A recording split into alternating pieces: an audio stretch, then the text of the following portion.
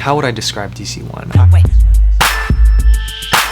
It's a really important class for like a starting artist, I never really used Photoshop before this. even like some more advanced people. It's a good starting course to really understanding like how value actually works and how colors work. This class is great if you want to learn more about value structure as well as how lighting works. And a really great bridge between working fundamentally, like working with traditional media, and bringing that into a sort of digital format. I think it was very helpful that we went through a bunch of different things. Like we started with master studies and then we went to portraits as well as plein air. Something clicked for the film studies, and then in plein air I actually started to get more hang of the Photoshop. I took digital life at Art Center before, but I feel like I didn't learn as much as I did in this class. The information is top tier, and if you are driven enough, you will get whatever your money's worth is and much more.